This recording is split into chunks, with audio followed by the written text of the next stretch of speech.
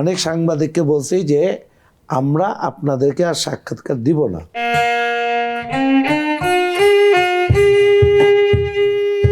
যত রিফ্রেশ করি আমি বারবার আসতেছি। আচ্ছা ঠিক আছে, টিকটকে যাই ওখানেও আমি, ইউটিউবে যাই ওখানে আমি, সব প্ল্যাটফর্মে আমি।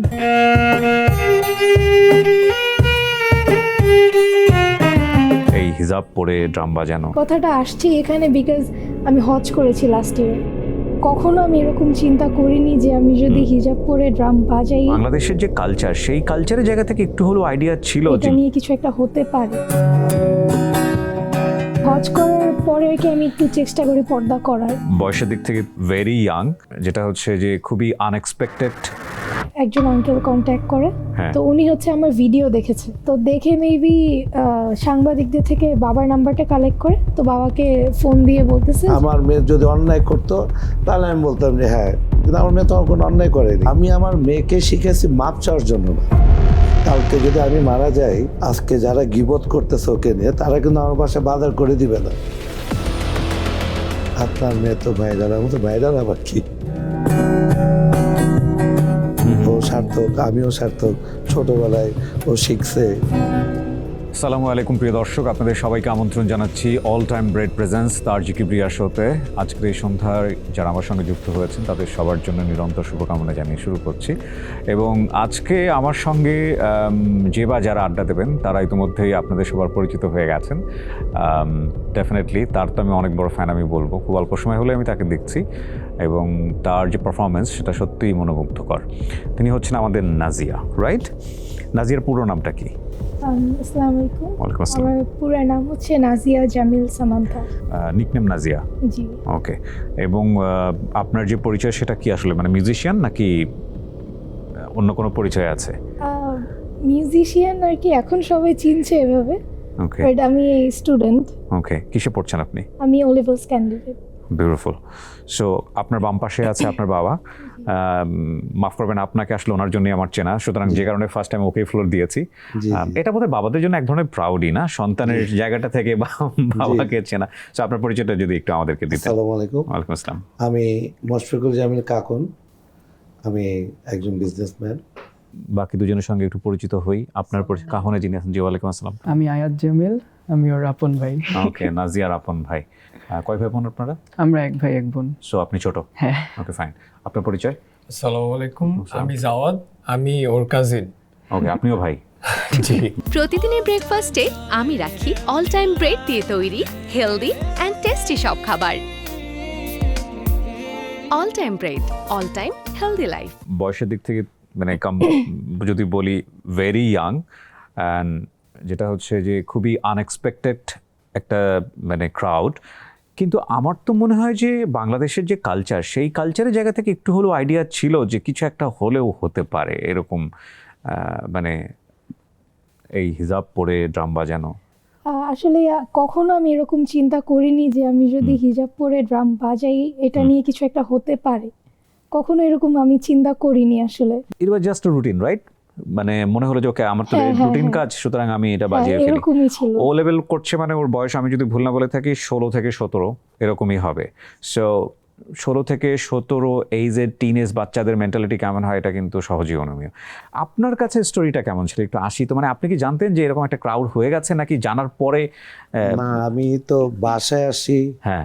বাসায় আসার পর দেখলাম যে ওরা সব কিরকম চিল্লাচিল্লি। আমার বাসায় 3 জন সাংবাদিক। আচ্ছা। তা আমি ভাবছি যে হয়তো ওদের ভার্সিটি থেকে আসছে। প্রোগ্রাম তো ছিল ওদের। আচ্ছা। তো ওদের ভার্সিটির প্রোগ্রাম, আমি ভাবছি যে ওদের কেউ। তা আমি খুব একটা করিনি। তো সবাই আমাকে সালাম দিচ্ছে, আমিও ওয়ালাইকুম সালাম বলে রুমে গেছি।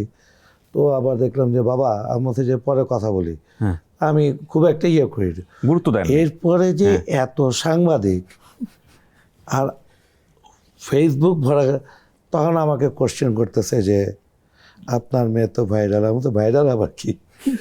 তো বলতেছে যে আপনার মেয়ে তো এরকম কি ড্রামস প্লে করে সারা। আমি তো ভালো, তো খারাপ কি? ও সার্থক, আমিও সার্থক। ছোটবেলায় ও শিখছে এবং ওটা যদি আজকে হয়ে থাকে তাহলে তো ভালো। আমি তখনও অতটা গুরুত্ব দিই মানে তখন আপনি বুঝেন না আসলে কি হয়েছে, না কি হচ্ছে। হ্যাঁ। আর ভাইরাল শব্দটা শুনতাম কিন্তু কখনো বুঝতাম না যে এরকম নিজেদের উপর তো কখনো আসে না, এর জন্য বুঝে উঠতে পারতেছিলাম না যে কি হবে আচ্ছা, কি হবে না এরকম। আপনার মেয়ের পক্ষ থেকে আপনি কাইন্ড অফ অ্যাপোলজিও করেছেন বোধহয় সোশ্যাল মিডিয়াতে, তখন আমি দেখলাম যে এটা পক্ষে বিপক্ষে একটা বড় আওয়াজ উঠেছে। অনেক সাংবাদিককে বলছি যে আমরা আপনাদেরকে আর সাক্ষাৎকার দিব না। ওকে আমি আমার মেয়েকে শিখেছি মাপ চাওয়ার জন্য না, ওকে আমি ওই সাংবাদিকদের উদ্দেশ্যে বলছি যে যদি আমার কথায় ওকে ওকে আমি কেন, আমার মেয়ে যদি অন্যায় করতো তাহলে আমি বলতাম যে হ্যাঁ, কিন্তু আমার মেয়ে তো আমার কোনো অন্যায় করেনি। অন্যায় আজকে যারা করতেছেন আমি ওইটাকে সাপোর্ট করব না। আমরা এটাকে ও পছন্দ করছে, ওর নিজ থেকে ইয়ে করছে, ও তো ভাইরাল হওয়ার জন্য করেনি। ও তো 6 বছর বয়স থেকে 6 বছর বয়স থেকে ওরা করে মিউজিকের সঙ্গে হ্যাঁ। আছে। মানে এটা কি মানে ওর শখের বশে করে নাকি ফ্যামিলি তার কেউ করতো এরা? না, ওর শখের বয়সে আচ্ছা ওরা যখন যেভাবে বলছে আমি সেটাই করছি। ও ফুটবল খেলছে, ওকে ও যদি ওর হাত ছুটে না যেত তাহলে ও ফুটবল প্লেয়ার হতে পারতো। ওর সাথে ন্যাশনাল প্লেয়ার সুমাইয়া, কানন, ওকে ওরা ওর বোধহয় ওর কোচ ছিল হচ্ছে সুজন, সুরাইয়া, মোহাম্মদ আলী, এবং ন্যাশনাল টিমের এখন সে গোলকিপার সুজন। ওকে তা আমি তো ওকে ভাইরাল করার জন্য ইয়ে করিনি, আমি চাইছি যে ওরা সব মানে শিখুক।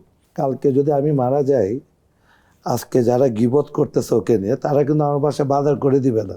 হ্যাঁ হ্যাঁ তো ওর জানা থাকা ভালো তো সব কিছু, শুধু ওকে আমি খারাপ কিছু শিখাবো না। ওকে সো আপনি ওদেরকে না, আপনার ব্রট আপটা বিউটিফুল। সো আপনি ছোটবেলা থেকেই লিবার্টি দিয়েছেন, ওরা যেগুলো চুজ করেছেন সেগুলোকে আপনি ফ্যাসিলিটেট করেছেন। জি। বিউটিফুল। এমনিতে আপনার ফ্যামিলিতে মানে এর আগে কেউ কখনো মিউজিক করে নাই। না। নাজি, আপনার কাছে একটু আসি, মানে আপনার মিউজিকের প্রতি প্রেমটা কিভাবে শুরু হলো? কোনো স্টোরি আছে কিনা? স্টোরি বলতে আমি আসলে আমার বার্থডেতে বাবা হচ্ছে সবসময় প্রোগ্রাম করতো, ওকে তো ওখানে বেশ কিছু ব্যান্ড আসে, মাইলস সোলস ওনারা মেবি এসেছিল সবাই। ওকে তো তখন আর কি আমি দেখতাম যে ড্রামস প্লে করছে, তো ড্রামসের প্রতি আমার একটু ভালো লাগাটা কাজ করে, আচ্ছা বাট কখনো বলতাম না। তো হঠাৎ বাবা একদিন গিটার নিয়ে এসে আমাকে বলতেছে যে তোমার তো এটা শিখতে হবে। আমি শিখতে হবে, আচ্ছা ঠিক আছে শিখবো। তো কয়েকদিন পর আবার ভায়োলিন নিয়ে আসে, হ্যাঁ। ভায়োলিন নিয়ে এটাও তোমার শিখতে হবে। ওকে ঠিক আছে ভায়োলিনও শিখবো, কিন্তু তখন আমি আর কি বলি যে কিন্তু আমি তো আসলে ড্রামস শিখতে চাই। হুম পরে বলে ড্রাম শিখে কী করবে, এই দুইটা আগে শিখো। তো পরে হচ্ছে আমি কোচিংয়ে যাই, কোচিং থেকে এসে বাবা বলতেছে যে দেখো তো ছাদে কি, দেখে আসো তো। হুম তো আমার ছাদে হচ্ছে একটা রুম আছে, তো ওখানে আমি যাই আর কি, গিয়ে দেখি যে ড্রাম সেট আছে ওই জায়গায়। তো এটা দেখে হচ্ছে আমি খুব বেশি খুশি হয়ে যাই। তো তখন থেকে আর কি ড্রামসটা স্টার্ট করি আমি শেখা। কোন এজে এটা, কোন ক্লাস থাকতে? 7 বছর। 7 ইয়ার্স, ও অনেক okay. আগে। তো পরে হচ্ছে ওই রুমটাকে আর কি বাবা পার্সোনাল প্র্যাকটিস প্যাড বানায় দেয় আমার, স্টুডিওর মতো আর কি। বিল্ডিংটা নিজেদের আপনাদের? জি। ও, এটা একটা বিশাল সুবিধা হয়েছে। ভাড়াটিয়া হলে তো বিপজ্জনক, এই ড্রামস শেখা খুবই বিপজ্জনক।